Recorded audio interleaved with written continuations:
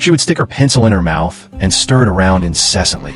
No matter how painful it was, she forced herself to endure it until she threw up her breakfast. This way, she could use feeling unwell as an excuse to leave the exam room early. She would then quickly go to the bathroom, retrieve the phone she had hidden in the toilet beforehand, and send the answers to her classmates in Thailand. Upon receiving the answers, they would encode them into barcodes and stick them onto their pencils before bringing them into the exam room. The answers were differentiated based on the thickness of the lines. However, the woman had aroused suspicion from the proctor due to spending too long in the bathroom, making her already highly strong nerves even more tense. In a panic, she tried to flush the phone down the toilet, but that was futile. She had no choice but to temporarily hide the phone in her shoe. Unfortunately, as soon as she came out, the woman discovered that her accomplice had been caught.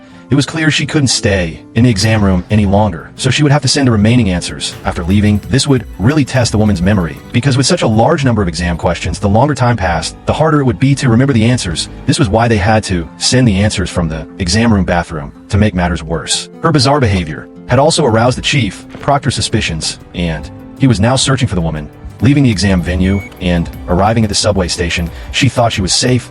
Little did she expect, the Chief Proctor had actually followed her there. The woman quickly took off her hair tie to disguise herself as a passerby. At this point, not only did she have to evade the Proctor's pursuit, but she also had to try hard to recall the answers to send to the rich kids. This made it impossible for her to concentrate on walking, causing her to miss the train.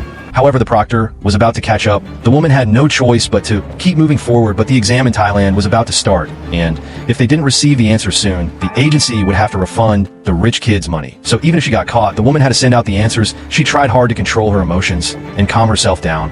Finally, she remembered the answer to the last question and sent it out, but by this point she had been driven into a corner, and the Proctor's footsteps were getting closer and closer. At the critical moment, she bought a drink from a vending machine and gulped it down. The instant the Proctor caught her, she spat out the drink, pretending to have an upset stomach, causing the Proctor to let down his guard. Finally, she silently slipped the phone into a passerby's backpack. Her accomplice wasn't so lucky. Not only was his score canceled, but he was also banned from taking exams for life.